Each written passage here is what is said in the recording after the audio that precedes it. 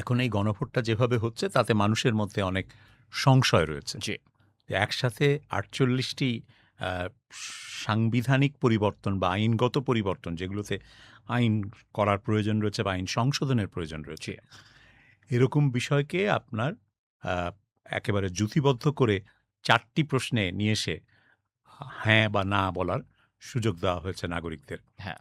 এখন এই ৪ টি যে মূল বিষয় নিয়ে আসা হয়েছে, সেই ৪ টির মধ্যেও অনেকেই একটিতে রাজি হতে পারেন, ৩ টিতে দ্বিমত করতে পারেন। অথবা ৩ টিতে সহমত হতে একটিতে পোষণ দ্বিমত করতে পারেন, পোষণ করতে পারেন। একটিতে দ্বিমত পোষণ করতে পারেন। নানা কম্বিনেশনে এটা হতে পারে। তো সেই কারণে এইখানে হাঁ, না ভোট দেওয়ার ক্ষেত্রে অনেকে দ্বিধান্বিত হতে পারেন এবং দ্বিধান্বিত হয়ে তারা কি সিদ্ধান্ত নেবেন সেটা তারাই বলতে পারেন। অনেকে ভোট নষ্টও করতে পারেন। আমরা জানি না, আমরা সেটা চাই না, সেটা প্রত্যাশিত না। কিন্তু কি হবে সেটা এখনো স্পষ্ট করে বলা যাচ্ছে না। যেই কারণে অনেকের মনে শঙ্কা যে হ্যাঁ, কি শেষ পর্যন্ত জয়যুক্ত হবে? আমরা জানি না হ্যাঁ, জয়যুক্ত হবে কিনা। তবে ধরে নেওয়া হচ্ছে সামগ্রিকভাবে যে হ্যাঁ, হয়তো জয়যুক্ত হবে। যদি হ্যাঁ, জয়যুক্ত হয় তাহলে আগামী যে সংসদ সংসদ। গঠিত হবে, সেই সংসদ একই সাথে ২য় আরেকটি ভূমিকা পালন করবে। সেটা হচ্ছে সংবিধান সংস্কার কাউন্সিল হিসাবে, পরিষদ হিসাবে তারা কাজ করবে জি। এবং তাদেরকে পরবর্তী ১৮০ কর্মদিবসে যতগুলো সংস্কারের প্রস্তাব এই জুলাই সনদে রয়েছে এবং যেই সনদে তারা স্বাক্ষর করেছেন, সেগুলো বাস্তবায়নের পদক্ষেপ নিতে হবে।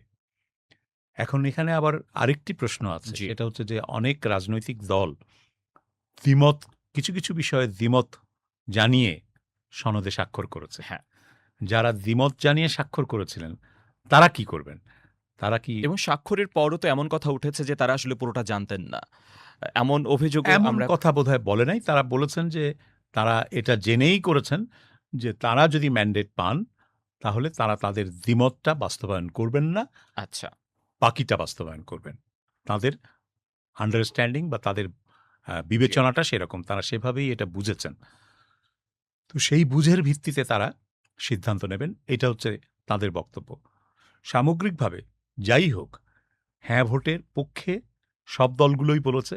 বিএনপি বলেছে, জামায়াত বলেছে, এনসিপি বলেছে বা জামাত এনসিপির যে জোট ১১ দলীয় জোট, তারা বলেছে।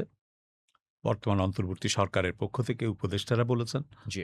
এবং কিছুদিন সরকারিভাবেও প্রচারণা চালানো হয়েছে। সুতরাং হ্যাঁ ভোটের বিপরীতে আর না এর কোনো প্রচারণা তেমন চোখে পড়েনি। শুধুমাত্র জাতীয় পার্টি, হ্যাঁ। যেটা জেনারেল এরশাদের নেতৃত্বাধীন যে পার্টি, সেই পার্টি না এর পক্ষে বলেছে এবং তারা না এর পক্ষে প্রচার চালিয়েছে। তাদের সংখ্যা বা প্রতিদ্বন্দ্বিতা বা তাদের প্রচারের উপস্থিতি খুব বেশি দৃশ্যমান ছিল না। সুতরাং খুব জোরালো প্রচারণা যে না এর পক্ষে হয়েছে এটা বলা যাবে না। সেদিক থেকে না বিজয়ী হলে অবাকই হতে হবে এবং সেই অবাক হওয়ার মতন পরিস্থিতি আসলে বাস্তবে আছে কিনা আমার যথেষ্ট সন্দেহ রয়েছে। এবং সেটা ভোট গ্রহণের পর তবে হ্যাঁ, নিশ্চিতভাবেই পরিষ্কারভাবে আমরা সেই চিত্র দেখতে পাবো। একটা প্রশ্ন উঠতে পারে যে সংসদীয় নির্বাচনের ভোটের হার যদি খুব উচ্চ হয়, হ্যাঁ। অর্থাৎ ৫০% বেশি, ৬০% বেশি বা ৭০% বেশি মানুষ এমপি নির্বাচনের জন্য ভোট দেন। কিন্তু গণভোটে ভোটের হার যদি কম হয়, ওই সমান সংখ্যক হ্যাঁ। মানুষ সবাই যদি ভোট না দেন, তখন একটা প্রশ্ন উঠতে পারে যে গণভোটের ম্যান্ডেটটা কতটা শক্তিশালী। তবে সেগুলো সবই জল্পনার কথা। আমাদেরকে কালকের পর্যন্ত অপেক্ষা করতে হবে। এবং কাল আমরা দেখি ফলাফলটা কি দাঁড়ায়, তারপর এটা নিয়ে বিস্তারিত আলোচনা করা যাবে।